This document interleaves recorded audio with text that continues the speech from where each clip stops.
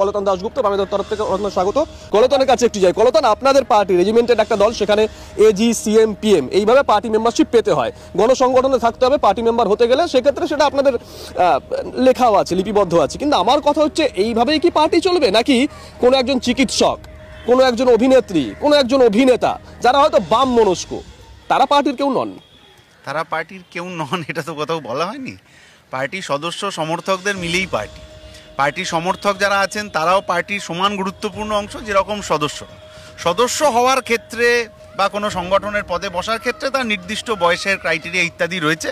কারণ এখন 50, 60, 70 বছর বয়সী লোক তো আর যুব সভাপতি যেরকম অন্যান্য দলে হয়, সেটা তো আর কোন দলে রাজনীতিতে হতে পারবে না। আপনি এই অভিষেক বন্দ্যোপাধ্যায়ের আগে যারা তৃণমূলের যুব সভাপতি ছিলেন তাদের সবার বয়সের গড় হিসেব করবেন, বা তৃণমূলের ছাত্র সভাপতিরা যারা দীর্ঘদিন ধরে ছিলেন তাদের বয়স হিসেব করবেন, সবাই 50 ঊর্ধ্বই ছিলেন। সেটা তো বামপন্থী রাজনীতিতে হবে না। ফলে পার্টি সদস্য বা নেতৃত্বর জায়গায় যেতে গেলে বা ছাত্র যুব সংগঠনের রাজনীতিতে বয়সটা একটা ব্যাপার, কিন্তু সেখানে পারফরমেন্সটাই শেষ কথা। এই যে আনুগত্যের কথা বলা হচ্ছে, এই আনুগত্য যে কোনো রাজনীতিতে তার মতো করে থাকে, কিন্তু পারফরমেন্স হচ্ছে মুখ্যমন্ত্রী যে ভরা সভায় দাঁড়িয়ে কোনো একজন লোকের দিকে তাকিয়ে বলতে পারেন তুই তো বোম্বা দিস, ফলে তোর এখানে কথা বলা যাবে না, ওইটা একটা পারফরমেন্স।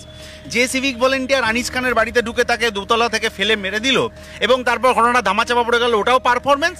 আর ওই কামদুনির ঘটনায় যে ভদ্রলোক সিটের দায়িত্বে ছিলেন, ধামাচাপা দিয়ে এখানে কলকাতার কমিশনার হলেন, আবার আরজি করের ব্যাপারে পারফরমেন্স করে দিলেন, এইগুলোকেই তৃণমূল পারফরমেন্স হিসেবে ধরে, যার ফলে ওদের দলের নেতারা যাদের জেলের ভাত খাওয়ার কথা তারা এখন রেস্টুরেন্টে বসে পোলাও মাংস খাচ্ছে। এর সঙ্গে তার সঙ্গে আমি জানি না আইএসএফ কে ইঙ্গিত করলেন কিনা।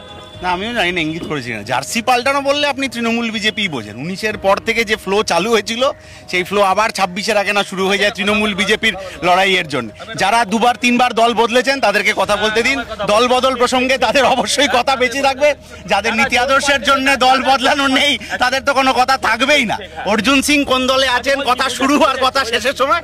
কলতান, শক্তিদাকে যে প্রশ্ন করেছিলাম, একেবারে রাজনৈতিক প্রশ্ন, বিজেপির ভোট কমছে, সেই ভোটটা কিন্তু আপনাদের ঝুলিতেও যাচ্ছে না, শক্তিদাদের ঝুলিতেও যাচ্ছে না, যাচ্ছে তৃণমূল কংগ্রেসের ঝুলিতে। এটা কেন? এটা অ্যানালিসিস হয়েছে পার্টির মধ্যে? নিশ্চয়ই অ্যানালিসিস হবে। সমস্ত ভোটই বিজেপিকে ভোট দেওয়া মানে আসলে যে ঘুরিয়ে তৃণমূলকেই ভোট দেওয়া হয়, এটা কোথাও কোথাও মানুষ নিজেরাই বুঝছেন। এবং সারদা নারদা থেকে আরম্ভ করে সেই লাল ডায়েরি লোপাটের কেস হয়ে এই আরজি করের ঘটনা পর্যন্ত আসলে এই কেন্দ্রীয় তদন্তকারী সংস্থা বা আবাস যোজনা 100 দিনের দুর্নীতি ধরতে আসা দিল্লির বড় বড় টিম যে আসলে কোনো কাজ করে উঠতে পারেনি, এইটা মানুষ বুঝছেন, প্রতিদিনের লড়াইয়ে বুঝছেন।